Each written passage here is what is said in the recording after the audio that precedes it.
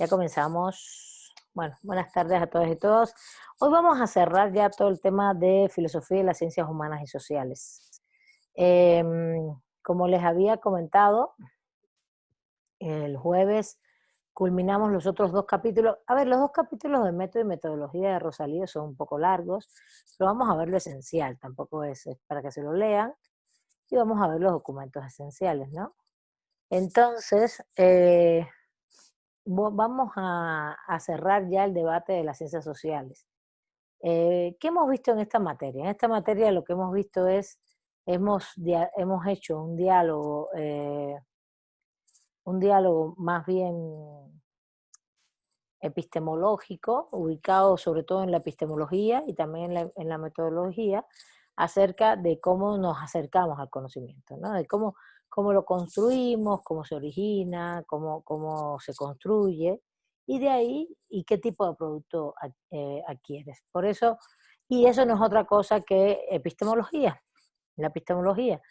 Claro, la epistemología sin metodología no existe también. No puedes caminar sin la metodología, pero, y eso es lo que vamos a hablar más el jueves, y ya después la clase se va a concentrar no en la segunda unidad vamos a ver cómo esto se desarrolló en el derecho, y la tercera vamos a ver cómo se construye ese tipo de investigaciones, ¿no? Yo les dije que eran como 3 unidades que abarcan varias, no abarcan una sola. De hecho, todo lo que estamos viendo en esta primera unidad son varias unidades del programa de estudios, y así sucesivamente. Eh, no, no, no, no, es como una unidad teórica, epistémica, metodológica, una unidad donde esa teoría epistémica, metodológica se aplica al derecho, las escuelas filosóficas del derecho, y otra unidad donde después lo ejerces en la práctica, ¿no? Y el ejercicio, ustedes dirán, ¿y eso cómo es? Bueno, ¿cómo haces investigaciones? Por ejemplo, ¿qué quiere decir hacer una investigación positivista? Y que no está mal, ¿no? Los métodos, cómo los vas usando. Al final el tema aquí es aprender a investigar o tener las herramientas para investigar, no aprender. El aprendizaje se adquiere sencillamente haciéndolo, no es una clase. Pero bueno, que tengas las herramientas básicas, es importante, que conozcas dónde buscar información, todo el trayecto de lo que uno hace para la investigación. Y también esta clase tiene un corte filosófico, no crean que solo es metodología y aprendizaje de investigación. Por eso está ubicada esta clase en este semestre, y el objetivo es también que ustedes entiendan epistémica y metodológicamente, ¿no? Las posiciones metodológicas y los procesos mediante los cuales se piensa el derecho eh, y se piensa el fenómeno jurídico. Entonces, esto es importante porque realmente esto sería como, no sé, es como lo que yo diría una lógica entre epistemología jur- jurídica y epistemología y metodología jurídica y teoría del derecho.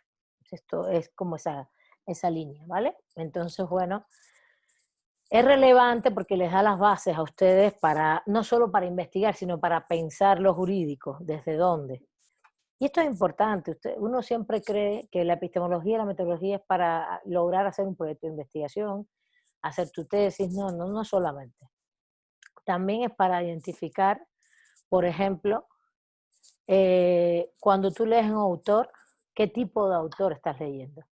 Si es un autor positivista, ustedes pueden, yo les puedo poner, eh,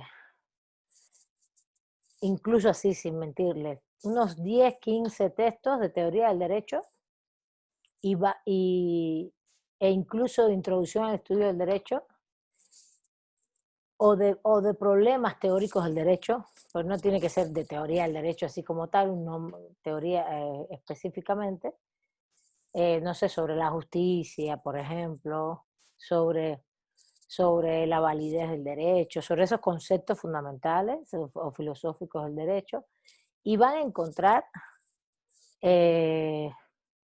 van a encontrar pues, múltiples posiciones epistémicas y metodológicas, ¿no? Y sobre todo ese gran ámbito que yo les he comentado, que es como esas que se conectan, ¿no? Esas posiciones racionalistas, subjetivistas, idealistas, y esto se lo estoy repitiendo en todas las clases para que lo vayan entendiendo, ¿no? Y otros grupos que son más materialistas, objetivistas, empiristas, pero dentro de ellos van a encontrar también diferentes características, ¿no? Dentro de cada grupo. Y también los que están en el punto medio, ¿no? Los que usan las dos posiciones, pero siempre va a haber una que es más dominante que la otra. O se es más racionalista o se es más materialista, pero no es que uses el racionalismo y el empirismo, como en el caso, por ejemplo, de Kant o, de, o del propio Aristóteles, pero cuando los lees, por ejemplo, en Kant se nota mucho, depende del texto, ¿no? En Kant se nota mucho ya ese racionalismo, en Hegel el idealismo, y en Aristóteles depende del texto, pero de pronto hay textos mucho más de conocimiento así basado en su propio método, que es de observación, ¿no? Y es muy eh, la política, cuando habla de todas las constituciones griegas y eso, ese es muy claro en ese sentido. Pero tiene otros muy racionalistas, muy idealistas, la metafísica, que tienen el propio Organón, es un libro muy conceptual todo el tiempo, todos son conceptos abstractos, entonces sí es diferente. Bueno, entonces, ¿qué es lo que hemos estado viendo? Vimos todo ese inicio del proceso de la epistemología, sus clasificaciones, sus posiciones básicas, y después hemos ido viendo eh, todo este ámbito de cómo se ha construido históricamente el conocimiento científico. Las características del conocimiento científico también las vimos, los tipos de conocimiento, el proceso del conocimiento, y hoy vamos a terminar con cuestiones básicas. No es que vayamos a verlos todo, el debate de las ciencias sociales, ni mucho menos. No vamos a ver todo el debate de las ciencias sociales. Vamos a realmente hay una lógica de debate más compleja, incluso que sigue todavía hasta la actualidad, pero me ha interesado más que entiendan la línea positivista desde el punto de vista filosófico y el positivismo filosófico, cómo se desarrolló, como ya vimos en clases, eh, desde el punto de vista de la cuestión, cómo después se desarrolló como positivismo analítico y después cómo también derivó en el racionalismo crítico. Y, y cómo siempre ha habido escuelas que no solo han criticado a ese positivismo desde el punto de vista filosófico, esa noción monista, universalista, de obtención del conocimiento. Fíjense, no importa cuál es el método, ¿eh? Lo que me importa de la noción positivista, lo más relevante, es que tienen una concepción monista de comprender el conocimiento. ¿Eso se entiende? ¿Eso se entiende?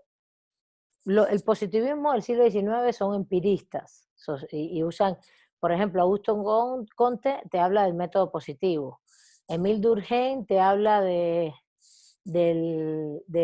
método empírico, el método sociológico. Eh, depende de cada autor. Y hacen más predominante los métodos empíricos, ¿no? El método de comprobación empírica. Pero lo que me interesa no es única y exclusivamente qué método propugnan, porque depende de los autores, sino la noción específica de ser monistas, esa visión de que hay una sola forma de llegar al conocimiento. Por ejemplo, los positivistas lógicos dicen, sí, el método de comprobación empírica, racionalista empírica, pero con un gran énfasis en la lógica, ¿no? En los enunciados lógicos. Y el racionalismo crítico dice, sí, no estoy de acuerdo con los métodos empíricos, pero la forma exactamente va a ser el método hipotético-deductivo de la falsabilidad de la hipótesis. Y al final lo que están buscando es construir enunciados abstractos, universales. También se entiende ese concepto, ¿qué cosa es un enunciado? Un concepto abstracto, todos los conceptos son abstractos porque son construcciones ideales, pero están buscando leyes universales, comportamientos universales en el mundo. Entonces, quiero saber si eso les queda claro, cómo desde el punto de vista de la noción del positivismo. Si me pueden comentar.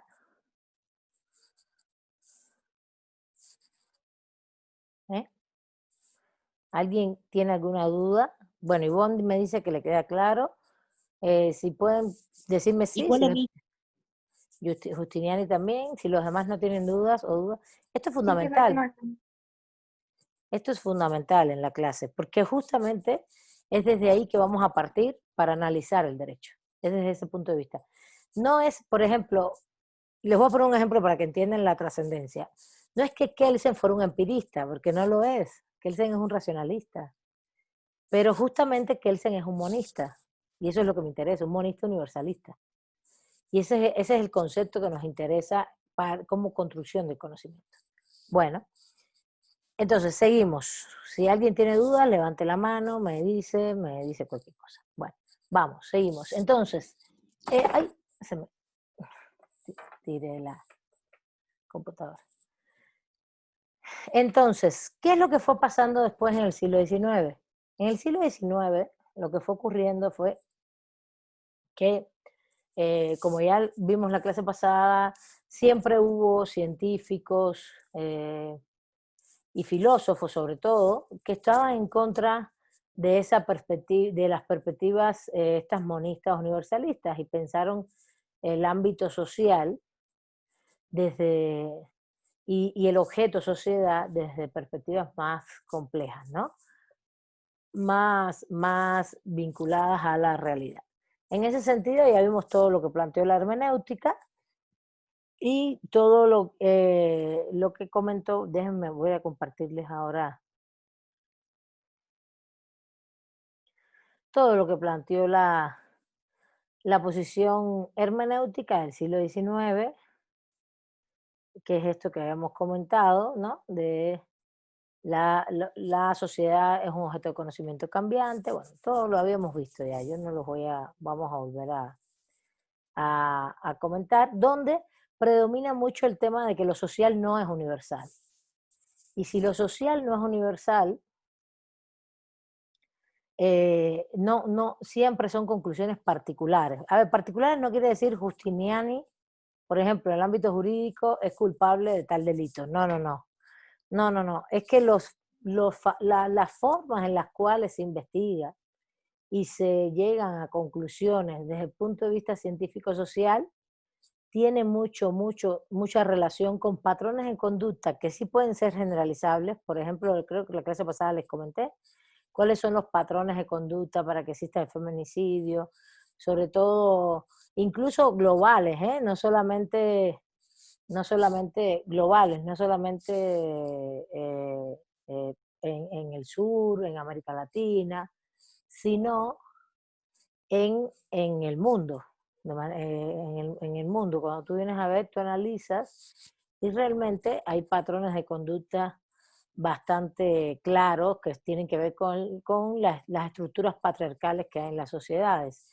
Y esto lo mismo lo puedes encontrar en Inglaterra, en un ámbito bastante desarrollado, en Alemania, que son los países de Alemania, Inglaterra, no sé, incluso los países nórdicos, a lo mejor en menor medida en algunos países donde la violencia es más eh, atenuada, eh, pero, y es más atenuada porque también hay menos condiciones de pobreza. No es el caso de Estados Unidos, incluso ni Inglaterra, en todo caso los países nórdicos, en todo caso.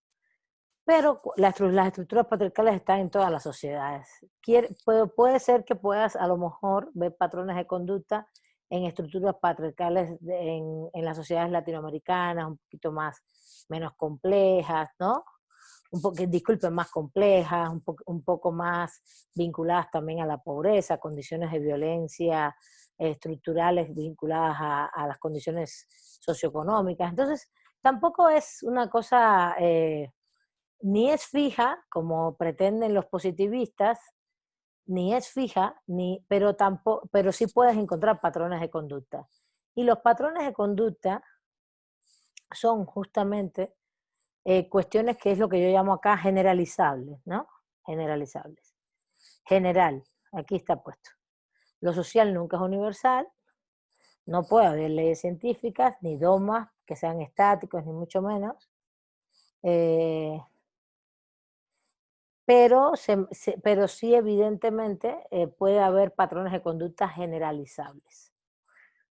Y aquí quiero hacer un énfasis. ¿Qué cosa es un universal? Un universal es un enunciado abstracto, neutral, formal, sin contenido. ¿Qué quiere decir? Por ejemplo, díganme ustedes cuál es un universal en el derecho. Es una característica que tiene el derecho que ha sido así en toda la humanidad, en toda la historia de la humanidad, históricamente. ¿Cuál es la característica que ustedes le ven al derecho que es universal? A ver, ¿quién me dice? La justicia. A ver, vamos a hacer una cosita primero. Levanten la mano porque si no todos hablan a la vez. A ver, Yair, primero. Ajá. La coercitividad, profesora, que lo estuve mencionando, que casi siempre se busca el control a través del castigo o la reprensión. La represión, represión. La violencia física, ¿no? La violencia física que se le llama, a ver, ustedes a sus profesores le dijeron coerción o coacción. Sí me gustaría saber eso porque realmente cuando ustedes ven los manuales hablan de coacción, pero los profesores usamos laxamente. ¿Entienden? El sentido laxo es que lo usamos de manera así amplia y le decimos a los estudiantes lo que creemos y decimos coerción, pero la coerción es como la amenaza, ¿no? Psicológica. Y la coacción es la violencia física, ¿no? Muy bien. De hecho, esa es la característica y mi criterio más universal que tiene el derecho. A ver, Abigail, ¿cuál es otra que tú quieres comentar? Pues otra que se me ocurre podría ser el nacimiento del derecho, por ejemplo, lo de ojo por ojo, desde la ley del Código Hammurabi. ¿Pero te parece que eso es universal? Que eso siempre ha estado en todos los derechos históricamente. Pues yo creo que da como inicio, es una de las bases que todos retoman en algún punto, ¿no? O bueno, yo así lo veo. ¿Pero tú crees que el derecho hoy es ojo por ojo? Cuando hablo de todos los derechos históricamente incluido el actual, ¿eh? No, en serio, es muy Ah, interesante lo que estás comentando. no. En la actualidad, pues eso de ojo por ojo ya no se aplica como tal, pero yo lo daba como que existe una universalidad en la base de la historia del derecho, no en el derecho actual. No, no, no. Universalidad implica un concepto abstracto que permanece, que es como esencia del derecho en toda su historia humana. Implica no solo en la base, sino en la actualidad también. ¿Sí se entiende? Sí, Ah, sí. ok. Y Muchas esa gracias. característica que tú comentas sí es interesante, pero es más bien de los inicios del derecho, no de ahora. ¿Está bien? Bueno. ¿Qué más? A ver, ¿quién más? Angélica. Que trata de establecer un orden dentro de la sociedad. Muy bien, establece un cierto orden, un dictado de conductas que implica ciertas obligatoriedades, ¿no? Con ordeno y mando, ¿no? Te ordena cosas, imperatividad. Muy bien, muy bien. Sí, es todos los derechos, ¿eh? Aunque sea en función del mito de Osiris, ¿no? Que vas a reencarnar en la antigüedad. Todos te ordenan, te ordenan. Muy bien. Ivonne, a ver. Estoy, La estoy siguiendo, intencionalidad, estoy siguiendo las manitos acá, por eso así como tomo siempre en cuenta. Ivonne, adelante. vale. ¿Sería la intencionalidad de justicia? Así lo dice Recasén Siches, ¿no? La intencionalidad de justicia, que todo derecho pretende ser justo. eh, y incluso está muy bien la palabra intencionalidad, porque no es que lo sea, es que lo pretende. Porque claro, trata de tener un orden, implica violencia, coerción, coacción, todo esto, dicta conductas y con carácter obligatorio, imperativo, aunque haya normas que son también permisivas, etcétera, pero pretende que todo eso se haga en función de cierta justicia, ¿no? Ok, muy bien. ¿Cuál más? Raciel, a ver. No, bueno, que a través de las costumbres busca regular los problemas sociales. Sí, Ah, ¿sí? De hecho, es como un tracto histórico, ¿no? De que las sociedades, a ver, es realmente a través de las costumbres o a través de los conflictos. Fíjate que ahí tú estás diciendo a través de la costumbre nos hace buscar regular los problemas sociales. Para mí, a mí me gustaría más pensar que realmente todas las sociedades, y no me gustaría, me parece que es así históricamente, tienen conflictos y problemas sociales, como bien tú expones, y entonces lo que va a hacer el derecho es tratar de resolver esos conflictos a partir de que hay tradiciones sociales, ¿no? Pero que esa resolución de conflictos sea siempre a través de la costumbre, no lo sé, Raciel. No, bueno, es que no, me basé un poco en el common law, de cómo a través de determinadas costumbres iban como generando el derecho, pero no sé si sea correcto o sí, no. pero hasta hoy no. Hoy hay unas contradicciones sociales tan fuertes Ah, que no es porque no se resuelven los conflictos mediante costumbres. Hoy no, hoy no. Hoy toda la modernidad tampoco. La modernidad que es capitalista, que hay una clara distinción de desigualdad de clases, de grupos, es muy claro el tema de que la costumbre ya pasó a segundo plano, ¿no? Eh, eh, a ver, ahorita leo lo que pusieron en el chat y lo contesto. A ver, primero Raquel, pero está bien, Raciel, está bien lo que come, a ver, está bien que participes, pero no creo que hasta hoy la costumbre sea un elemento. Hoy hay más contradicciones sociales y el derecho funge más como una mediación institucional para resolver conflictos dentro de ese ámbito de contradicciones sociales.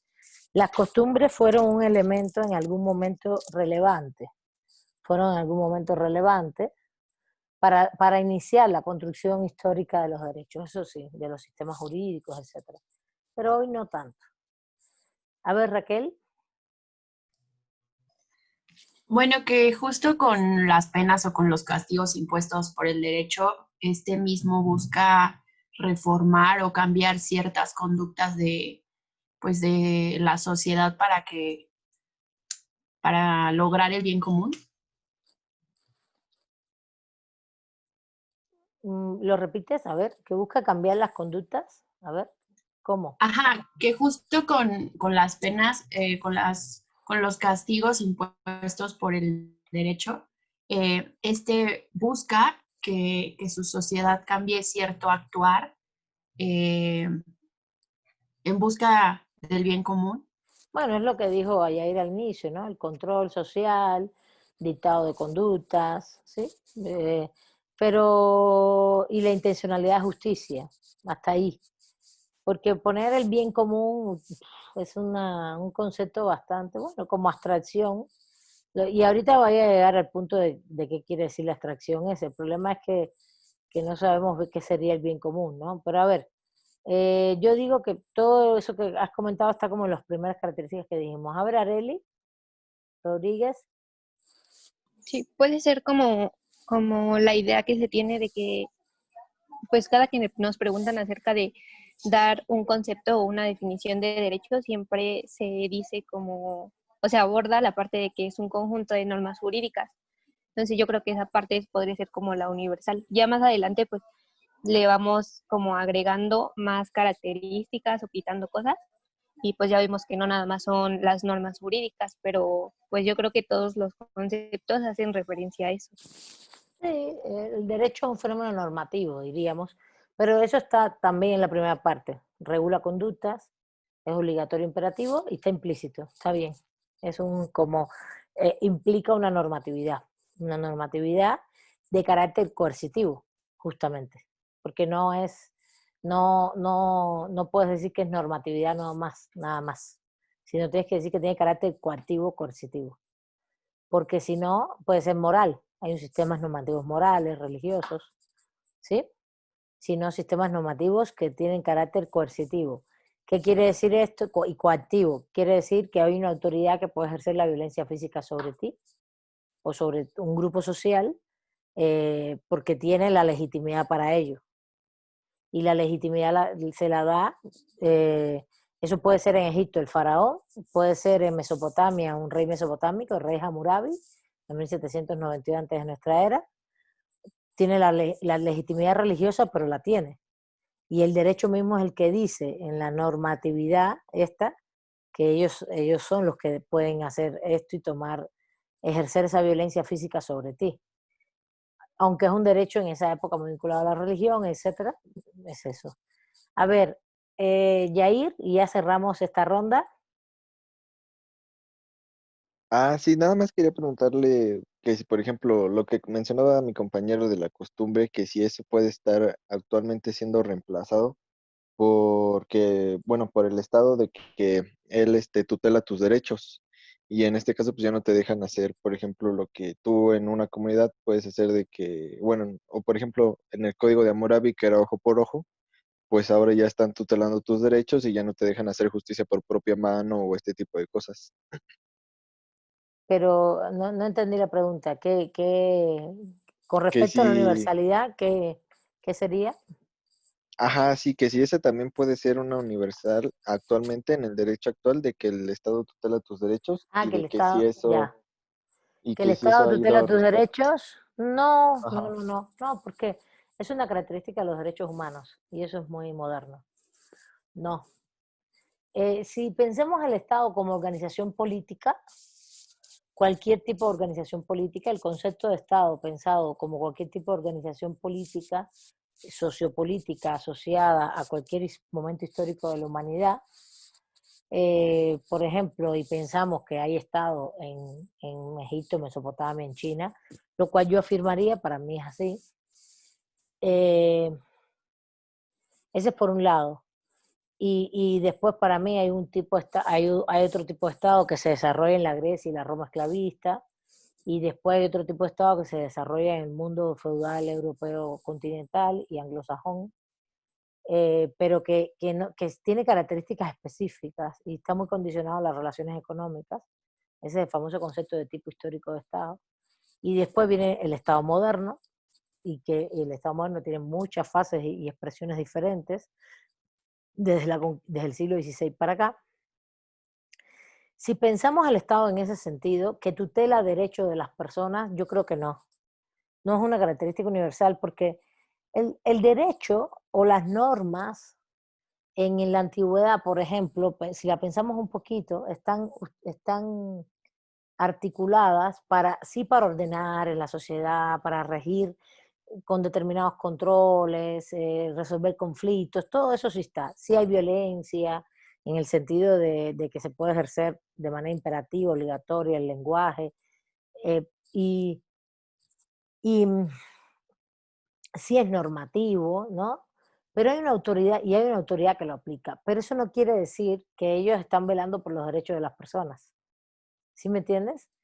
No, para mí los derechos son una expresión, esas normatividades de condiciones más complejas, históricas, culturales y de contradicciones sociales. Entonces, todo sistema jurídico, sea en la época que sea, tiene más esa característica. En la característica de tutelación de derechos a las personas específicamente ya es una característica más bien moderna. Cuando entra incluso el concepto de ciudadanía a jugar un papel, no ni en el Estado absolutista. Se empieza a debatir allí, pero no. Cuando entra el concepto de ciudadanía y de soberanía, ahí es cuando entra ese tema. El tema del bien común, yo creo que está más vinculado, para ya ir cerrando este tema, es a la intencionalidad de justicia. Eh, la noción de bien común también yo diría que no es una noción universal, que está en todas las épocas. ¿Por qué?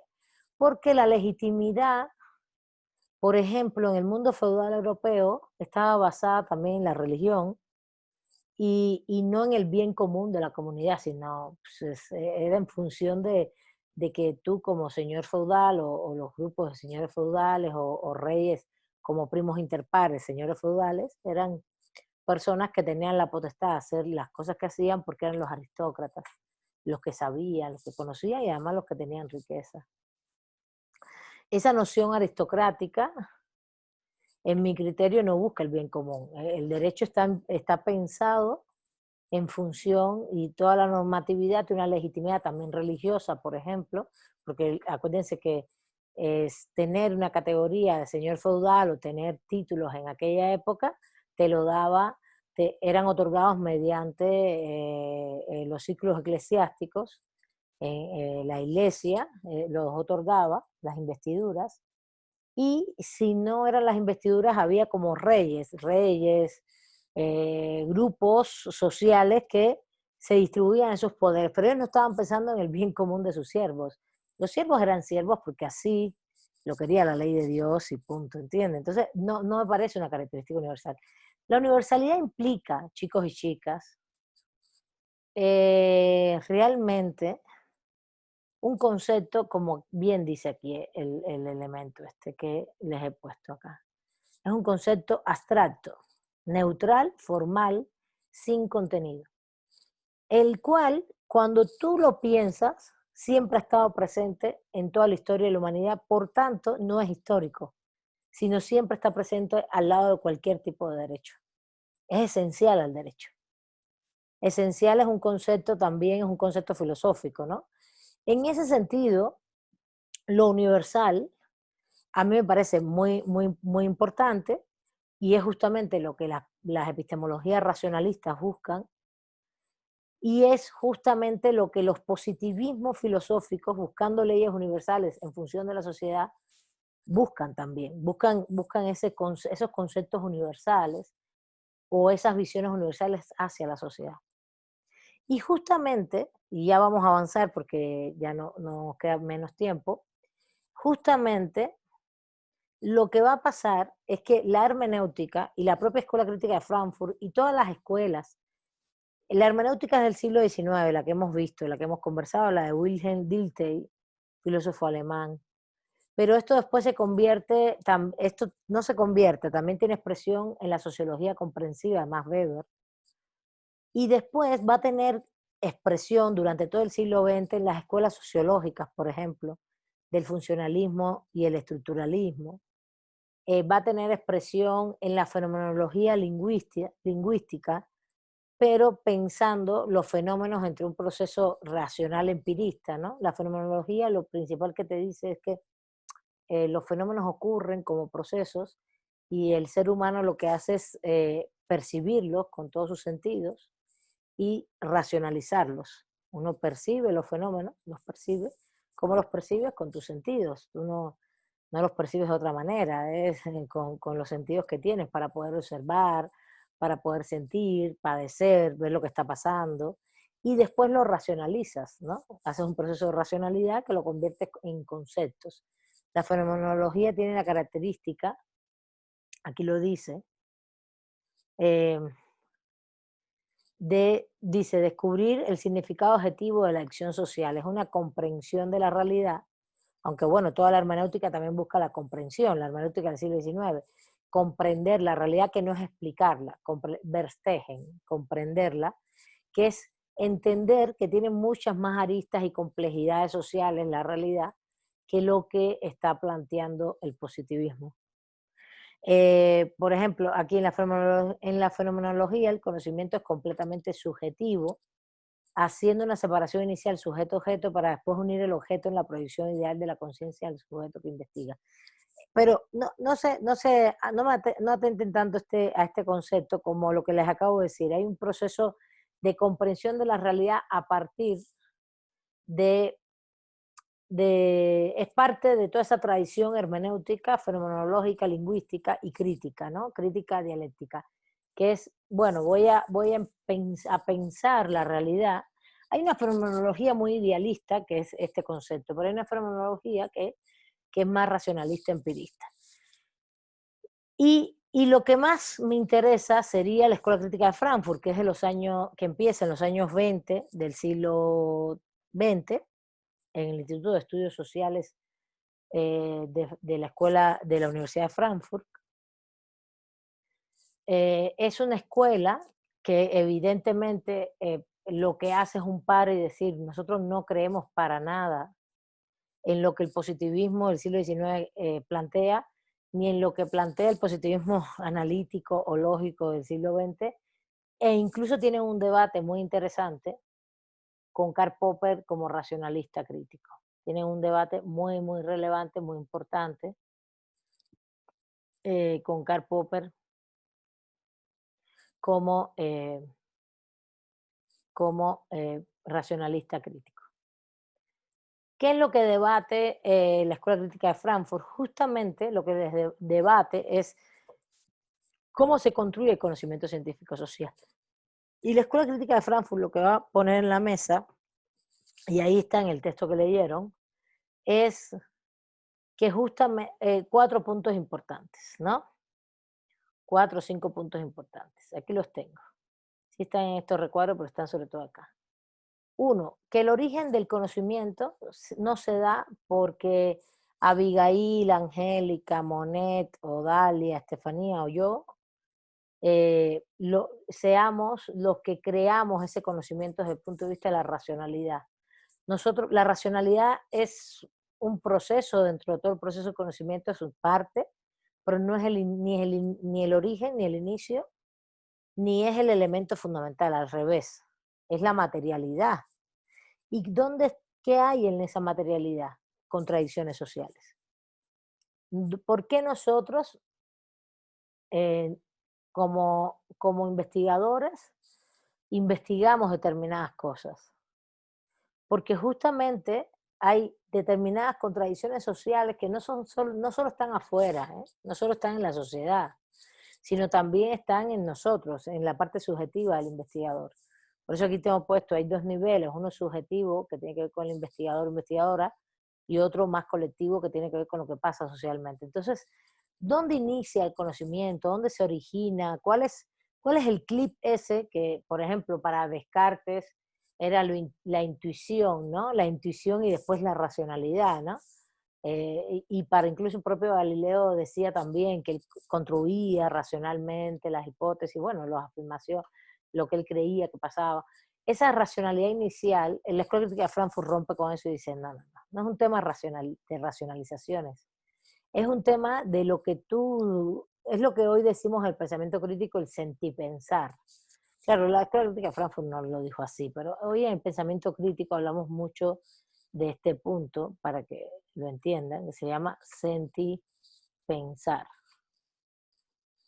que es sobre todo el pensamiento de colonial, son pensamientos críticos más avanzados, no quiero yo llegar ahí, ni quiero hacerlos ustedes filósofos ni epistemólogos, pero el sentipensar es esta cosa de que tú vives en sociedad, hay una serie de contradicciones sociales que te afectan en lo personal, pero también en lo colectivo, como ser social.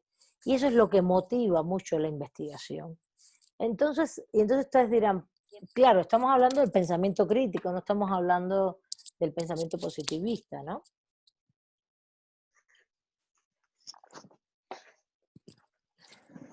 ¿Quieren comentar algo? Hola. Hola, profesora. De Dime. mi parte, nada. Apaguen sus micros, por favor. Entonces apaguen los micros, por favor. Entonces, y el sentipensar es un pensamiento crítico de ahora, ¿no? Del siglo XXI. No es de la Escuela Crítica de Frankfurt, ¿no? Siglo XXI, ya puse el 22, ya llegamos al siglo XXII. Por Dios.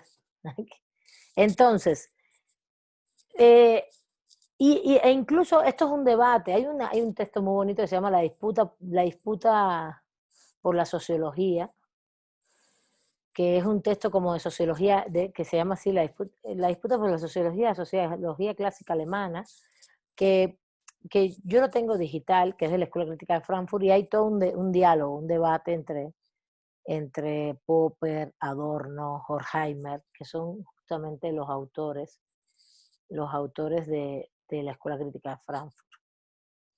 A ver si les puedo poner los nombres acá. Theodor. Bueno, ahí están en el libro, ¿no? En el texto que leyeron.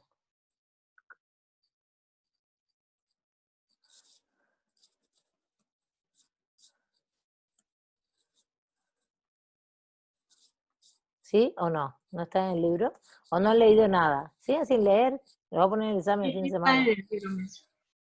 Sí vienen. Gracias.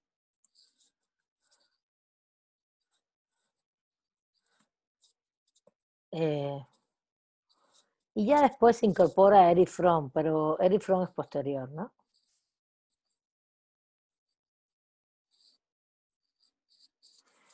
Él viene después, pero inicialmente, igual que Marcuse, de hecho yo lo pondría así. Los tres iniciales son Adorno, Horkheimer y Benjamin. Horkheimer es el director del instituto. Y lo que pasa es que con la Segunda Guerra Mundial y la invasión nazi se tienen que ir a Estados Unidos. Entonces, y Walter Benjamin en ese proceso muere. En el año 40 se suicida en Portbou, un pueblito muy bello en la frontera franco-española, donde están los prepirineos, ahí recorrieron todas las montañas, llegaron hasta España, pero para pasar, justamente, aunque Portbou ya es parte de España, para ellos seguir e irse a Estados Unidos, que era lo que él quería, o lo que querían todos, porque eran judíos, y los iban a matar, era justamente tener un salvoconducto. Entonces él estaba en Marsella y justamente le habían dicho que sí, que siguiera viaje, que fuera por Portbou, que les iba a llegar el salvoconducto, y nunca les llegó. Como no les llegó, pues, el estrés que tenía Benjamin sobre lo que estaba pasando fue muy fuerte y se tomó una serie de medicamentos de morfina, se suicidó. Unas pastillas de morfina, varias, muchas, como para dormir un caballo. Entonces, evidentemente eso provocó que su corazón se parara, ¿no? Y fue un suicidio. Lo que quiero decir con todo esto es, y es importante, y les digo con sinceridad que Walter Benjamin es el mejor, en mi criterio, filósofo de la Escuela Crítica de Frankfurt, con su concepción de la historia, es impresionante, materialismo histórico, dialéctico, todo lo que elaboró es impresionante. Incluso tiene un texto que estaba leyendo el otro día, que yo no lo había leído, muy, muy bueno, sobre la violencia, y habla mucho del derecho. Está bien, Monet. Habla mucho del derecho. Ese libro es lindísimo. Es un articulito de 30 páginas sobre la violencia, pero es de una carga profundísima sobre la noción de violencia, cómo el ser humano antropológicamente percibe la violencia, entonces lo vincula a justnaturalismo y a positivismo. Está muy interesante. Y después cómo lo ve desde el materialismo, el histórico dialéctico. La Escuela Crítica de Frankfurt es marxista, está clarísimo, pero es un neomarxismo occidental que tiene mucho del marxismo clásico del siglo XIX, pero tiene mucho también de Freud, de Sigmund Freud y el psicoanálisis. Y esto ya viene desde la hermenéutica. Recuerden que los hermeneutas hablan mucho de que el investigador, ¿se acuerdan por acá? Mira, les voy a regresar a la paginita. Acá hablan mucho de la relación sujeto-objeto, ¿no? El pensamiento situado, no situado, el pensamiento situado es una cosa muy actual, más actual del pensamiento crítico, pero sí de que el sujeto, el que investiga, es justamente parte del objeto que investiga. Entonces, si eres parte, tú no estás fuera. Y esto influye mucho, no solo la hermenéutica, sino influye mucho el marxismo, el psicoanálisis, en toda la tradición de la Escuela Crítica de Frankfurt. Y la Escuela Crítica de Frankfurt, si les gusta, yo se lo recomiendo. Incluso tiene mucho, tiene para todo. Tiene no solo epistemología. Nosotros estuvimos el año pasado justamente en Portbou. Yo fui a un evento en Barcelona y dijimos, vamos a Portbou a ver. Y hay un memorial muy bonito de Walter Benjamin, muy psicológico el memorial, la verdad. Es una escalera con un cristal al fondo. Es un memorial, es una estructura metálica cerrada, ¿no? Pero que es como si tú bajaras una escalera y al fondo es un cristal y está el mar. Como si te fueras al infinito, ¿no? Pero al mar y es un memorial muy bien pensado para lo que le pasó a Walter Benjamin. en función de que se suicidó. Y es que es muy duro, si tú sabes que te van a matar, que te van a meter en un campo de concentración y que te van a quemar, te van a matar en las cámaras de gas, es difícil salir de ahí, ¿no? No es difícil, no es tan fácil tener la fuerza para decir voy a luchar o voy a estar acá, porque al final te agarraban en cualquier lugar. Y ya Adorno y Horkheimer ya se habían ido hacia Estados Unidos, cosa que en la historia está un poco raro, porque se les echa un poco la culpa de que no hicieron lo posible porque el salvoconducto saliera, para que Benjamin se fuera a Estados Unidos, etcétera. Es complicado. Adorno y Benjamin eran grandes amigos, lo fueron y construyeron teorías juntos, pero bueno, pues así también pasa. Entonces es complicado porque también hay textos y hay mucho documento que evidencia que la persecución no solo dentro de Europa, sino en Estados Unidos. Por ejemplo, el propio Horkheimer diciéndole a todos, Horkheimer era mucho mayor, Adorno era 10 años mayor que Benjamin, y Benjamin un poco menor, pero todo el tiempo diciéndoles que dejaran de escribir, no, ya Benjamin se había suicidado, ¿no? A todos los demás que dejaran de escribir de teoría crítica basada en el marxismo, porque tenían temor que lo sacaran de Estados Unidos por ser entonces comunistas, aparentemente. Entonces son momentos sociales muy complicados, que hoy a lo mejor no los vemos claros. Ahora, en estos momentos, hay otros tipos de violencias, otros tipos de miedos que tenemos en las sociedades actuales, pero como que está un poco raro esto de que existan, sí hay represiones fuertes, etcétera, pero como que, por ejemplo, y el mejor ejemplo es el de los periodistas, como hay periodistas que los matan, o los líderes sociales. El peor ejemplo es Colombia, por ejemplo, que por Dios, matan uno hoy y otro mañana, 10 pasados, es tremendo. Hay lugares donde la violencia está muy exacerbada, pero en muchos países como que evidentemente había una construcción ahí de que, bueno, si las personas piensan como piensan, tú no puedes meter preso a nadie por cómo piensa, ¿entiendes? Y como a no ser que peligre la humanidad, que te esté diciendo todo el tiempo, que esté diciendo todo el tiempo que va, por ejemplo, estas son las contradicciones de los derechos humanos. Si tú sabes que hay una persona, como ha pasado en Estados Unidos, los chicos estos que postean y los ves que tienen una agresividad tremenda, mucha violencia, que andan con armas y todo esto, es típico de una persona que después hace una agresión. Entonces después te das cuenta de todo lo que ha hecho durante los últimos 5 años y ves que su Facebook, su Twitter, su Instagram, su no sé qué, todas sus redes sociales están llenas de violencia excesiva y nadie puso coto.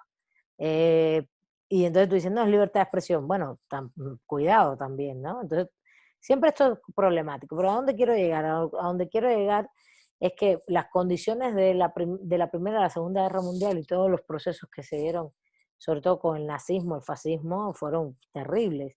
Aunque hoy tengamos procesos muy terribles en materia de líderes sociales, en materia de periodistas, en América Latina, en estados muy represores, en el caso de Chile ahora mismo, qué gran noticia lo del domingo, que se aprobó la constituyente. Bueno, se aprueba hacer una constituyente y se aprueba cambiar la constitución.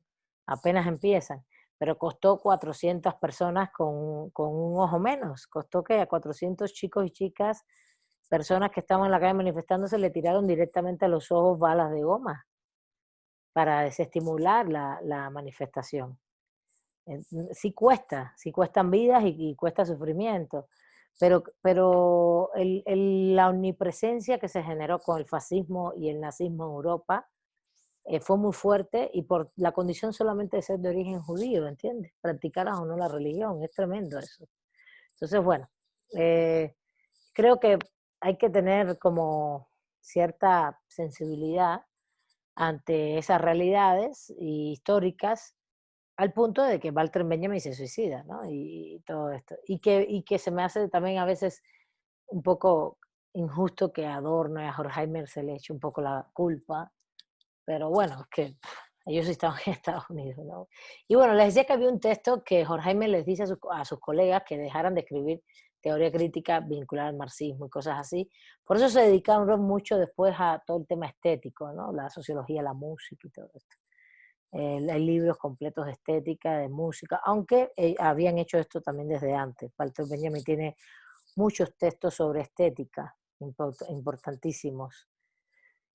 Todo eso es filosofía. Entonces, vayamos de nuevo al conocimiento, que es la parte que nos interesa en la Escuela Crítica de Frankfurt, es cómo se construye ese conocimiento. El primer punto es, se construye a partir de una materialidad que son las contradicciones sociales en las que vivimos hoy, personal y colectivamente. Ese es un primer punto. El segundo punto, ya todo esto lo he comentado, el segundo, ya lo abarcamos. Hoy se habla mucho incluso del sentipensar, con el pensamiento crítico del siglo XXI, un pensamiento crítico que es decolonial, así se llama.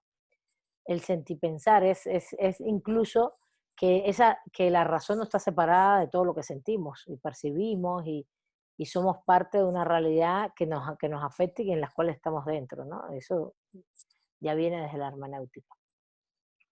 El dónde y cómo investigo el conocimiento. ¿Dónde lo investigo? Bueno, y eso tiene que ver con esta cosa que epistemológicamente se llama contexto de descubrimiento. Y eso es muy importante. Implica que nosotros vamos a investigar los fenómenos en la totalidad social. Ese es el concepto que se usa. Ese es un concepto muy marxista. Muy marxista no es marxista. Viene muy claramente desde Marx.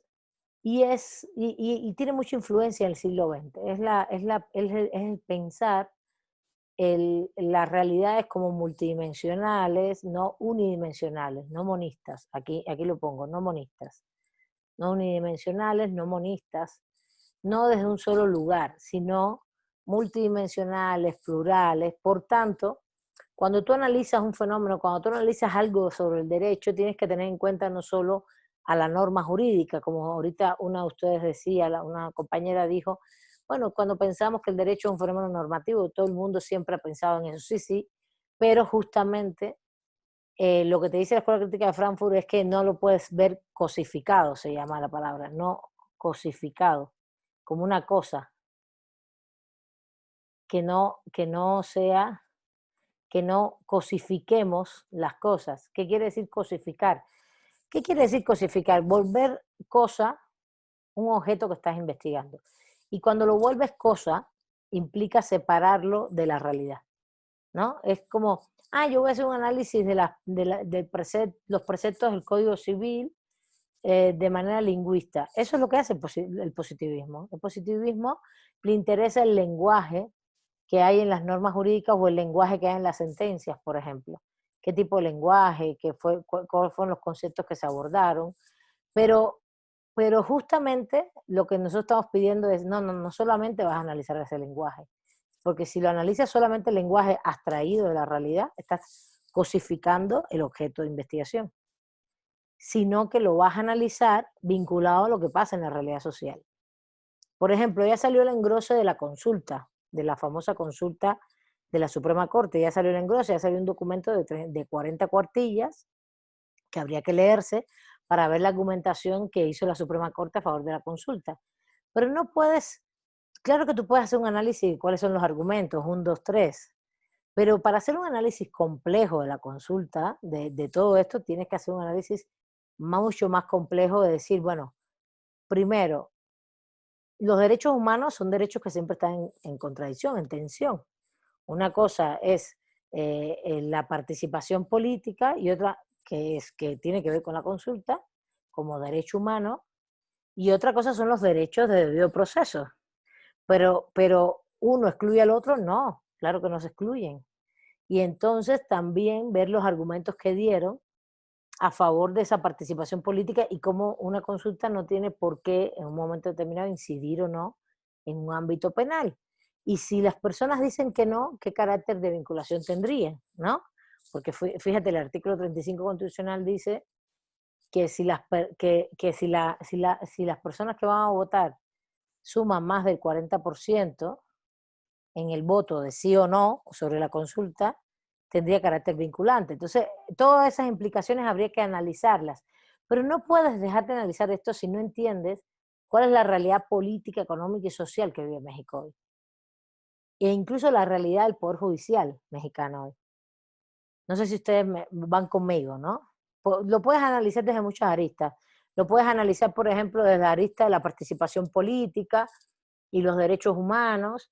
Lo puedes analizar desde la arista de lo que implica la consulta, el procedimiento de consulta en sí, o también lo puedes analizar desde la arista de lo que implica lo que se va a consultar, ¿no? Y lo que implicó históricamente, económica y políticamente para el país, y socialmente, e incluso en materia de muertes, porque eso es lo que se está consultando también ir a un juicio a una serie de personas pues, que tienen en sus espaldas, por lo menos en el caso de Calderón, 250.000 muertos, ¿no? Por la guerra famosa del narcotráfico. Y lo otro es, puedes ir por esa lista o puedes ir también por la lista del Poder Judicial, con un Poder Judicial que es una estructura jurídica construida históricamente para frenar los deseos de las mayorías. Ese es el concepto de Poder Judicial, es un poder contramayoritario, así se llama. En ese sentido, tomar esta decisión que implica políticamente, jurídicamente. Hay muchas aristas y lo que te dice la Escuela Crítica de Frankfurt es que no te quedes en la arista solamente de entender lo que dice la argumentación de los jueces, sino que abarques la mayor complejidad posible desde donde tú lo vas a analizar. ¿Qué elementos políticos o económicos o sociales o históricos tienen que ver con lo que estás analizando? Eso es lo que quiere decir analizar el fenómeno en la totalidad social. ¿Está bien? ¿Siguen conmigo o ya se durmieron? No, aquí seguimos. Sí, aquí estamos. Aquí está. Seguimos. Bueno. El tercer punto sería la razón crítica, que sería una posición, fíjense, todos estos son posiciones, son como contenidos epistémicos metodológicos dentro de una posición crítica, ¿no? Incluso todo esto lo construyeron, les decía, un debate que hicieron con Popper en ese libro que se llama La disputa por la sociología alemana. Ahora no me acuerdo, hace mucho tiempo que ya me lo leí, ¿no? El otro día estaba revisando todo lo que tenía de ellos, porque quería leer cosas de Benjamin que no me había leído, y realmente es muy enriquecedor, y ama con mucho respeto también, porque Popper es también un gran filósofo, ¿no crees? Y entonces el diálogo es muy enriquecedor, ¿no? El otro tema es la razón crítica. ¿Qué cosa es la razón crítica? Es una posición que podemos decir que es epistémica, el criticismo, pero ellos le llaman razón crítica, y tiene como base también esta cuestión de la materialidad y una visión negativa y positiva. Vamos a ver esas dos sobre todo, ¿no?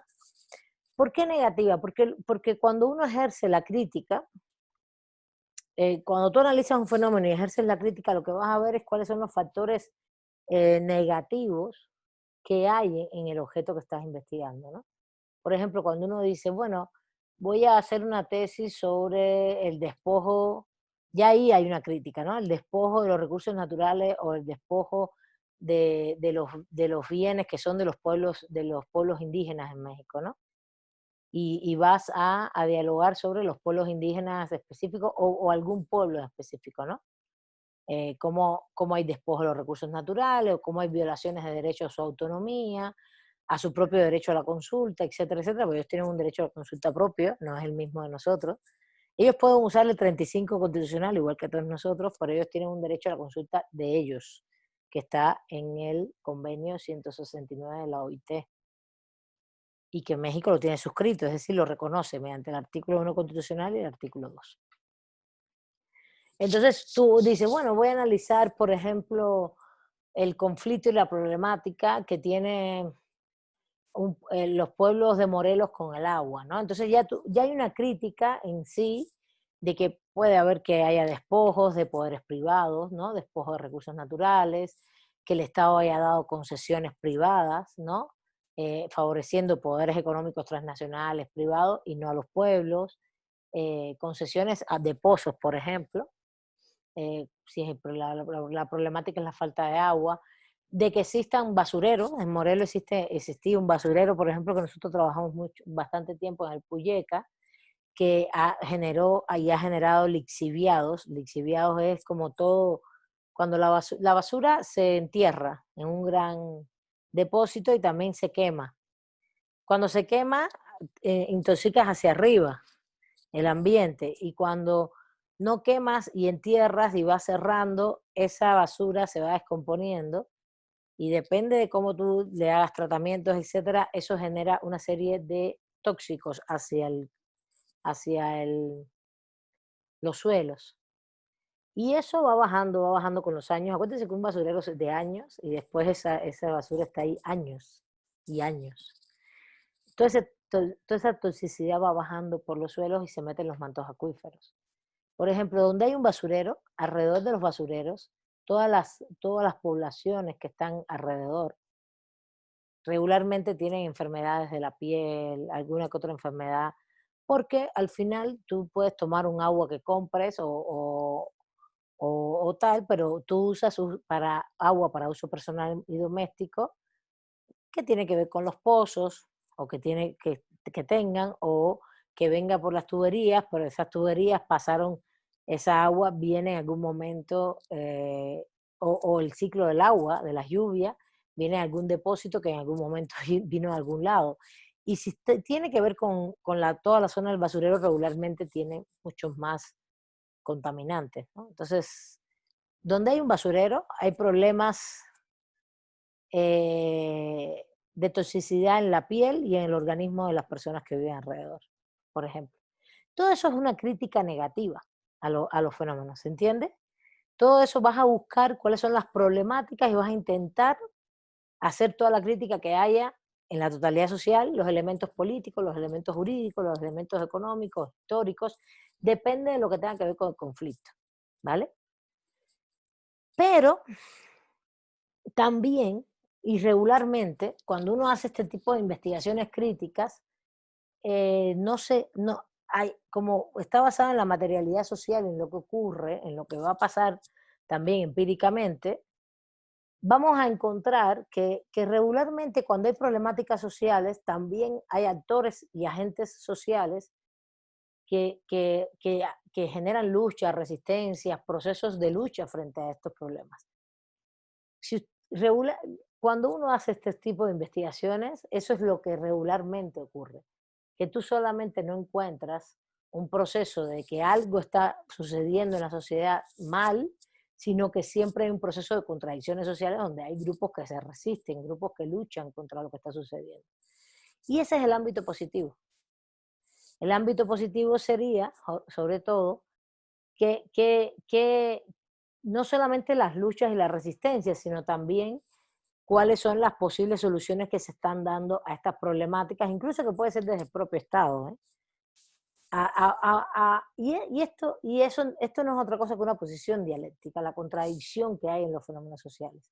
Cuando tú analizas un fenómeno social, siempre va a haber un proceso de críticas, que le llamamos negativo, de dialéctica negativa, pero a la vez un proceso de reconstrucción de luchas y de resistencias y de soluciones que pueden ser de actores sociales como movimientos sociales, pueblos indígenas o un movimiento específico, o puede ser hasta un propio Estado que genera una propia solución y una propia lucha. No sé, por ejemplo, el pueblo boliviano ahora, ¿no? El pueblo boliviano tuvo elecciones, les dieron un golpe de Estado, han tenido nuevamente elecciones y ellos mediante los propios cauces institucionales han vuelto de nuevo un grupo político que es muy plural, no es univocista, a generar una toma del poder y de nuevo a tratar de revertir problemáticas que se dieron justamente en este año, que rompieron acuerdos en Bolivia y pues, la pandemia fue un desastre. Tenían, por ejemplo, acuerdos de medicina, de médicos, y los rompieron todos, los quebraron, hicieron ruptura a partir del golpe de Estado. Entonces, por ejemplo, si tú no solamente, e incluso la propia reconstrucción del movimiento del MAS, ¿no? Es verdad que el MAS puede haber cometido errores, Por ejemplo, si analizas solamente el fenómeno político electoral, ¿no? De que el MAS primero se sometió a elecciones, había hecho una extensión de la Constitución, la gente había votado en contra, no obstante volvieron a someterse a elecciones en el caso con el candidato Evo Morales, y después les dieron un golpe de Estado, incluso ganando Evo Morales. Y puedes analizar que hay una serie de errores, pero también después de un año en el golpe de Estado hay una reconstitución de ese movimiento, no solamente de otro candidato, sino hay un proceso de reconstrucción de ellos en la lucha política y de sus pluralidades y sus diversidades y sus divergencias para volver a ganar las elecciones con 20 puntos porcentuales por encima de la derecha. Es impresionante lo que pasó. Bueno, es impresionante y también que Estados Unidos no se metió, porque si Estados Unidos se mete, quién sabe qué hubiera pasado, ¿no? Y no se metió porque están tan ocupados dentro de su propia elección que no tuvieron, es un tema de prioridades. Entonces, eso es una visión negativa y a la vez positiva de ese proceso jurídico-político, ¿no? Y por último, la autocrítica. Fíjense que esto es como yo les estoy dando elementos de cómo uno se debe comportar ante un análisis crítico, ¿no? No solamente para que, por ejemplo, Natalia o Adalai o Carlos o Naomi o Monet, que son los que estoy viendo aquí ahora, ustedes lo hagan, sino también para darte cuenta que lo que estás leyendo es crítico. Es para las dos. Regularmente los que hacemos pensamiento jurídico crítico llevamos a cabo un poco este esquema, ¿no? Es qué problemáticas sociales hay, qué aristas tienen, y en este caso problemáticas es, 1, las contradicciones sociales, 2, qué aristas tienen, políticas, económicas, históricas, sociales, jurídicas. No nos quedamos solo en la norma. Bueno, ¿cuáles son los problemas reales? ¿Cuál es la negatividad que hay, la razón crítica negativa? ¿Y cuáles son las alternativas y los actores? ¿Cómo los actores y los agentes han reconstruido otro tipo de realidades, ¿no? Y eso en México se ve mucho, si haces sociología, antropología jurídica con pueblos, etcétera, mucho. Y lo otro es ser autocrítico, porque por ejemplo, si nosotras regularmente, por ejemplo, las que trabajan género, yo no trabajo género, yo no trabajo, me interesa, me gusta mucho, pero no me da la vida a otras cosas. Me interesa mucho más la política, la constitución, temas constitucionales y eso, y derechos humanos. Entonces yo abarco más temas y no me quedo solo en género, pero el género es un tema apasionantísimo. Entonces, cuando uno se mete, hay que tener cuidado, porque es de esos temas que te tocan la fibra, ¿no? Tanto sentimental, de lo que uno es, o de lo que ha sufrido, o de lo que ha visto que han sufrido otros y otras, sobre todo otras, que se requiere ese punto de objetividad, ¿no? El tema de la autocrítica implica que tú seas crítico contigo mismo, y crítica contigo mismo. Y aquí es donde yo siempre les digo a mis estudiantes, chicos y chicas, el tema de la autocrítica nos sirve para hacer la falsabilidad de la hipótesis famosa de Popper. Es cuando nosotros tenemos una certeza, busquemos la falsedad de la certeza, o la excepción de la certeza, y seamos críticos con lo que estamos planteando, ¿no?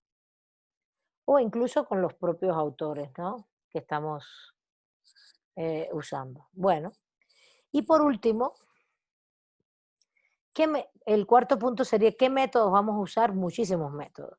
El punto 3 sería una visión epistémica, ¿no? La razón crítica negativa, positiva, es como un esquema para trabajar.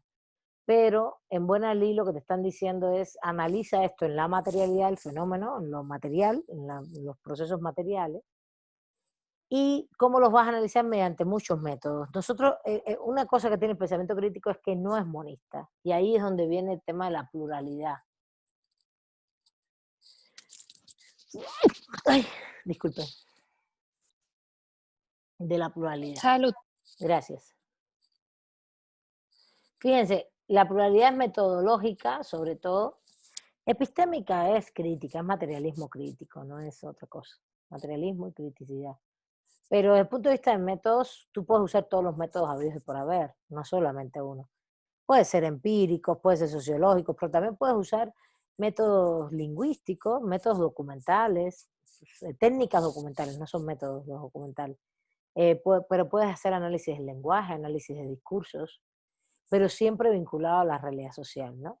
Siempre tratando de ver esto vinculado y al tema histórico. No nos podemos quedar, gracias, no nos podemos quedar sin percibir los elementos históricos de los procesos. Hay procesos que no llevan elementos históricos, pero como que lo tienes en cuenta en la investigación. ¿Cuáles son los métodos? Pues la dialéctica, el histórico, método dialéctico, el histórico. Esos son métodos, ¿eh? No son epistemología. La epistemología es la materialidad y el criticismo. Los métodos dialéctico, las contradicciones sociales, las vas a analizar. El histórico, los procesos históricos, contextos sociales situados. La hermenéutica, los significados de sentido que tienen los discursos en diferentes procesos históricos, en diferentes momentos históricos, cómo hay cambios. Hay mucho de esto en la fenomenología lingüística que es muy importante. Cómo cambió, por ejemplo, el discurso del derecho o de la violencia respecto a lo jurídico, ¿no? El método empírico, sociológico, claro está, lo puedes usar con todas sus técnicas, encuesta, entrevista, cuestionario, observación, acción participativa, etnografía, que sería una técnica vinculada a la antropología, historias de vida, todo eso lo vamos a ver en clase, ¿no? Pero ya les estoy dando nociones que son justamente, que son plurales. No me quedo con un solo método, no voy a hacer el método empírico, ni el racionalismo, ni el hipotético deductivo fraccionista única exclusivamente, ni mucho menos voy a pensar que hay una sola forma de llegar a la realidad, a la verdad. Y que mis conclusiones tampoco van a ser omnipresentes ni universales, al revés, mis conclusiones van a hablar de determinados fenómenos en un momento determinado. De ahí a que esto se replique en otros espacios históricos, contextos históricos y temporalidades históricas, habría que verificarlo, habría que comprobarlo. Por eso, justamente, el pensamiento crítico, aunque pueda hacer conceptualizaciones teóricas y todo, te está diciendo, sí, pero una conceptualización teórica que se nutra de la realidad, por ejemplo, de lo que ocurre en la realidad. No es una cosa que tú construyas en tu casa porque te gusta, ni mucho menos. Y el objetivo final, hasta aquí, hasta el 5, porque el 6 ya son elementos muy, para ustedes, demasiado. El objetivo final del pensamiento crítico es justamente lograr con ese pensamiento, con ese conocimiento, ámbitos de emancipación, de liberación. A ver, no es cambiar el sistema, es que tú puedas construir un conocimiento que evidentemente devele los elementos, ahí está la razón crítica negativa, de dominación, de hegemonía, de opresión, puede ser dominación, aquí le podemos poner opresión, ¿no? La dominación tiene que ver con la violencia, con la opresión, con todos los ámbitos estos que son un poco más evidentes, desde el Estado, el derecho, los poderes privados, los poderes también simbólicos. Acuérdense que la opresión y la dominación puede ser el Estado. Según Gramsci, para Gramsci la dominación tiene que ver con el Estado, los poderes privados, la economía, el derecho, ¿no? Pero depende del autor que tú uses, ¿no? Para Iris Marion Young, que es una filósofa buenísima, ya murió, sobre temas de desigualdad, la opresión tiene ámbitos que tienen que ver con este ámbito, por ejemplo, con lo económico, ¿no? Con lo político, pero también con lo simbólico, lo cultural, cuando nos discriminan, cuando no nos dan acceso, ¿no? Con el lenguaje y con todo el ejercicio de las capacidades, ¿no? Exactamente, Paulo Freire es uno de los pensadores de un pensamiento crítico pedagógico liberador, ¿no? Que es lo que plantea en el chat Alberto. Exactamente. Entonces, ¿cuál es el fin de esa pedagogía como conocimiento, como técnicas, todos sus métodos y sus técnicas? Es construir un pensamiento crítico, construirte como educador un pensamiento crítico al punto de que tú te puedas liberar, de que tú seas liberado, de diferentes opresiones. Pero claro, tú no te liberas del sistema capitalista del todo, no más que con el conocimiento que tienes vas a ir liberándote cada vez más de todas las opresiones. Y como les decía, las opresiones pueden ser económicas, pueden ser políticas, pero también son patriarcales, ¿no? Patriarcales para todos, familiares, subordinantes, para todos y todas, ¿eh? Y también son simbólicas, culturales, tienen que ver con discriminaciones históricas, etc. Entonces, y entonces te tienes que, justamente lo que hace el pensamiento crítico es eso, es elaborar un conocimiento, intentar partir de la realidad, pero con fines muy claros. No es yo voy a hacer esto porque me gusta, no. Tiene que ver con la problemática social y que vamos a resolver, vamos a intentar resolver la problemática social. Pero claro, ¿y qué papel tiene el investigador? Pues intentar ayudar con sus conocimientos y con esa práctica social, porque no es solo desde tu oficina, desde tu apartamento muy escondido, no, desde una cierta práctica social, intentar construir un conocimiento que aporte para hacer esos cambios en la realidad. No es que tú vas a cambiar el conocimiento con la realidad. Disculpe, vas a cambiar el sistema con el conocimiento, disculpe, es al revés.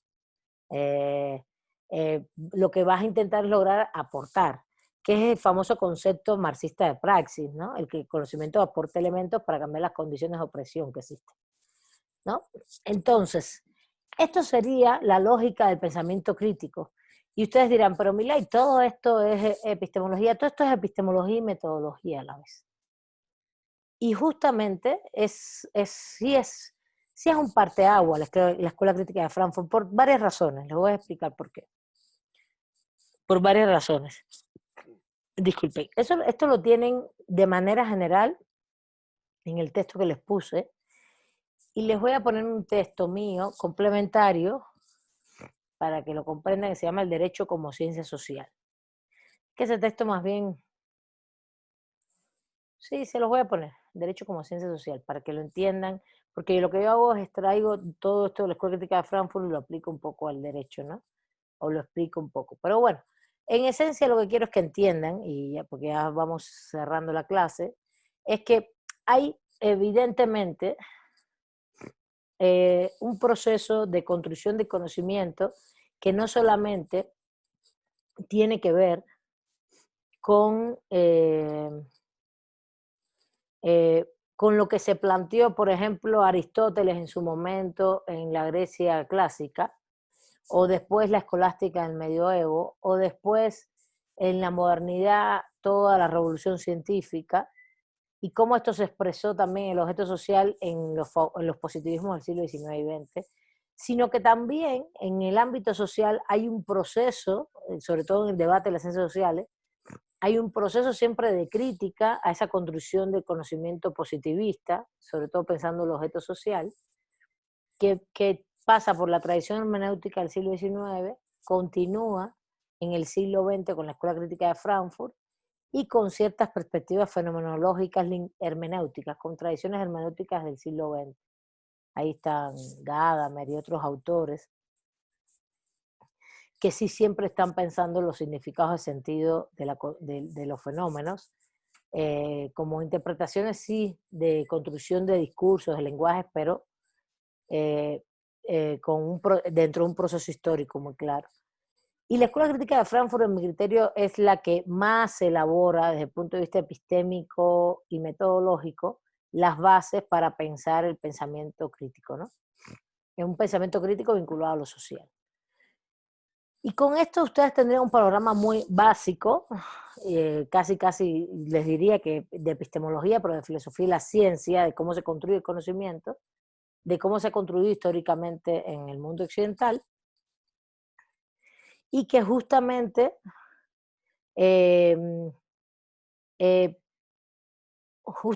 en el derecho, todo esto que hemos visto y todas estas escuelas o tradiciones o paradigmas tienen incidencia en las escuelas del derecho. Y por eso también se los he dado. Porque ahora cuando vayamos a la unidad 2, lo que vamos a ver es que justamente las escuelas filosóficas del derecho, cómo se pensó históricamente el derecho en determinados momentos, incluso cómo se piensa hoy. No tenemos que ir tanto a la historia hacia atrás, sino cómo se piensa hoy. Si tú te sientas y y te leas a Rolando Tamayo Salmorán, vas a darte cuenta que está basado en una epistemología positivista analítica, de estudio del lenguaje, de un enunciado lingüístico formal, que es lo que le interesa, y así te va haciendo la historia y la conceptualización sobre el derecho, ¿no? Que está bien, que está mal, nadie está diciendo eso. Nadie está diciendo si valoramos bien o mal las cosas. No es un tema de valores, es un tema de construcción de aparatos de conocimiento sobre el fenómeno jurídico. Que puede ser que unos nos dé puede ser no, que uno nos da un tipo de resultado y otro nos da otro tipo de resultado, eso es un hecho. Y que dentro de esos resultados vas a entender que justamente dentro de esos análisis puede haber valores, ideologías y procesos también. Pero eso lo vamos a dejar para la unidad 2, para que lo vayan viendo. Miren, ya se va a acabar la clase, quedan 3 minutos. Les propongo lo siguiente. Vamos a cerrar la clase aquí hoy, y el jueves, aunque vamos a ver los 2 capítulos muy rápido de Rosalío, del capítulo 6 y 9 de Método y Metodología, para ver esas características así como teóricas básicas. Eso lo hacemos en 1 hora y media, y empezamos muy rápido a las 3, y de 3 a 3 y media lean de nuevo todo esto, procesen toda esta información, y de 3 a 3 y media, a 3 y 40, cualquier duda que tengan sobre todos estos temas que hemos visto, me los preguntan, ¿les parece? ¿Sí? Vale. Sí, Y se los comento, ¿sí? Porque ya se va a acabar para no andar corriendo, y así la próxima clase sí le vamos a dedicar como media hora, 40 minutos a toda esta parte. ¿Está bien? A que ustedes, todo lo que no hayan entendido hasta ahora, cualquier pregunta lo vamos a ver ahí, lo dialogamos y ustedes me comentan, me preguntan o hacemos diálogos sobre todos estos temas, ¿vale? ¿Está bien? Vale, gracias. Sí, maestra. Muchas gracias. Hasta luego. Bueno, gracias. Que Gracias. vayan bien sus clases. Hasta luego, maestra, Gracias, cuídese. profesora. Vale, hasta luego, cuídense.